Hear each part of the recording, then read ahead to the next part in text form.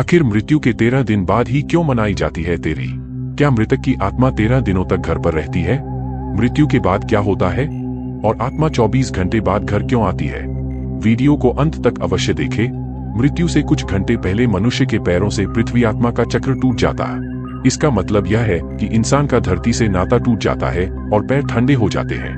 मृत्यु से पहले मनुष्य का पूरा जीवन जन्म से लेकर मृत्यु तक की गति में फ्लैशबैक जैसा दिखता है। विज्ञान के अनुसार यह सपना लगभग 7 मिनट लंबा होता है। इसके बाद दिमाग काम करना बंद कर देता है और अंत में इंसान अपनी सुनने की शक्ति खो देता है। उसके बाद सूक्ष्म रज्जु टूट जाती है, जो शरीर और आत्मा के बीच एक प्रकार का संबंध है, जिससे आत्मा शरीर से मुक्त हो जाती है। लंबे समय तक शरीर में रहने के कारण यह शरीर छोड़ने से इनकार कर देता है। यह फिर से शरीर में प्रवेश करने की कोशिश करता है, लेकिन असफल रहता है। जिस प्रकार हमारे लिए किसी की मृत्यु को स्वीकार करना कठिन होता है, उसी प्रकार आत्मा भी शरीर की मृत्यु को स्वीकार करने से इनकार कर देती है। शरीर छोड़ने के बाद आत्मा शरीर से 15 फीट ऊपर हवा में तैर रही होती है।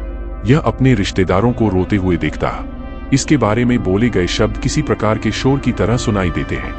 हिंदू धर्मग्रंथों के अनुसार रात में अंतिम संस्कार नहीं किया जाता।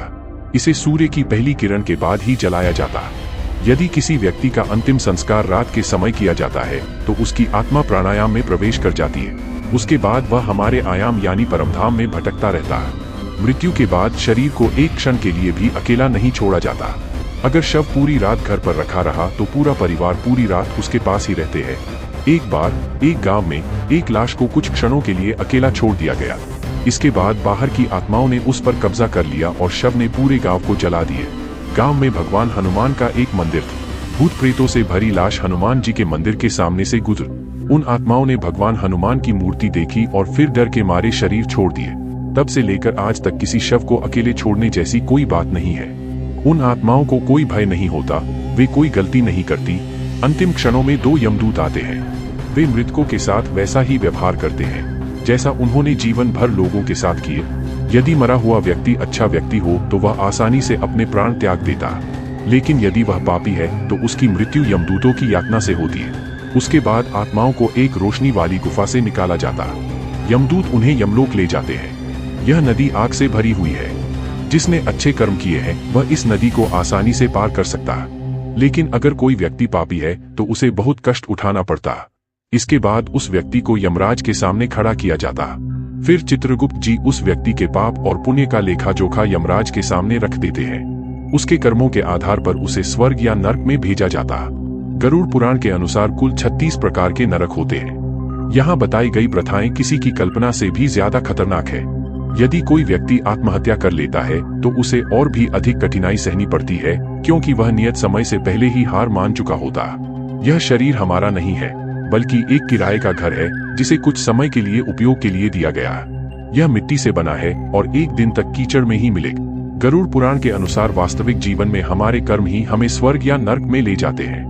इसके बाद यदि कोई व्यक्ति साधु या तपस्वी है तो उसे मोक्ष की प्राप्ति होती है। सबसे बड़ा सवाल यह है कि हमें ये सब बातें कैसे पता चलती हैं? गरुड़, जिसकी ताकत अद्वितीय है, एक समय में 100 इंद्रों को हरा सकता।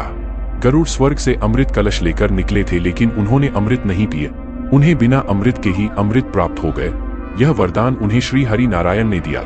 गरुड़ अमर है। वह नहीं जानता कि मरने के बाद क्या होता है। अतः उन्होंने श्री हरि नारायण से यह प्रश्न पूछा।